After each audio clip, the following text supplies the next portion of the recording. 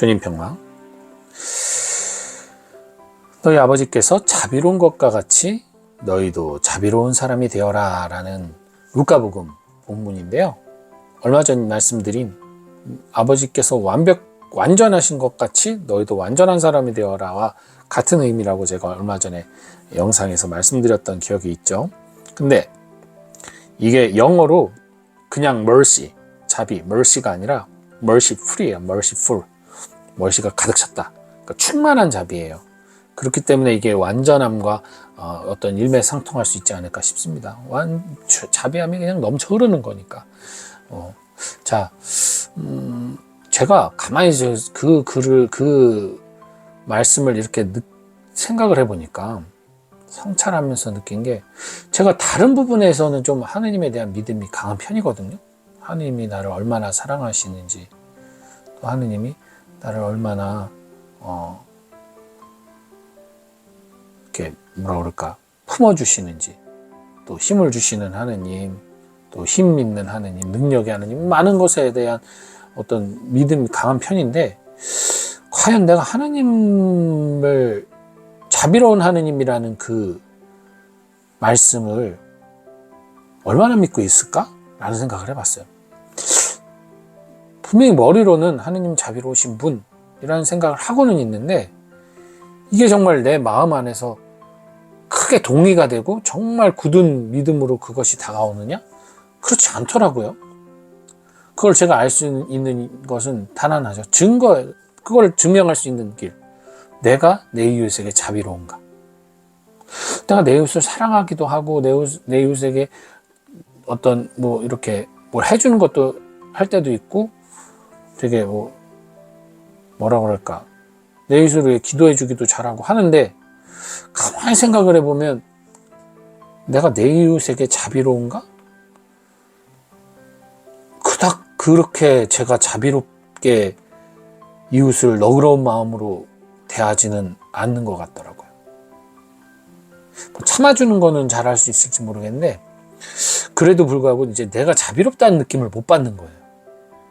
그렇다면 왜냐면 정말 하나님이 나에게 자비롭다는 걸 내가 막 충만하게 느끼고 있다면, 분명히 그 기쁨을 내 이웃에게 전달하면서 내 이웃에게 내가 자비로울 텐데, 그러지 못하다는 거죠. 그러면서 하나의 그 다른 성서 말씀이 생각났습니다. 바로 만달란트의 비유. 만달란트라는 어마어마한 금액, 혼자서는 도저히 갚을 수 없는 금액을 주인이 탕감해줘요.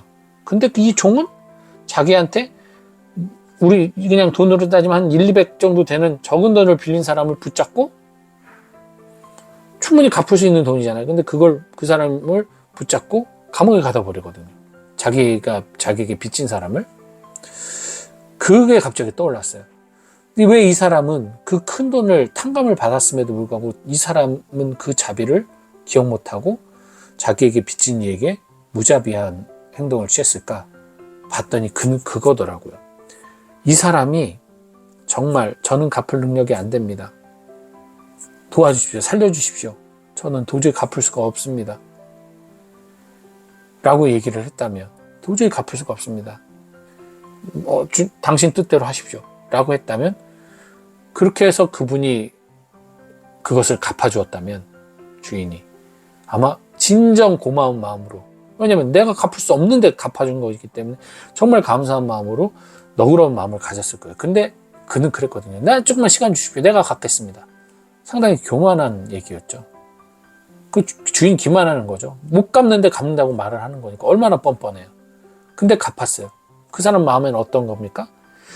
이분의 자비를 느끼는 것이 아니라 자기의 어떤 능력, 자기가 얘기한 어떤 그 화술로요, 이 사람이 용서를 해준 거다. 이게 자비를 베푼 거다.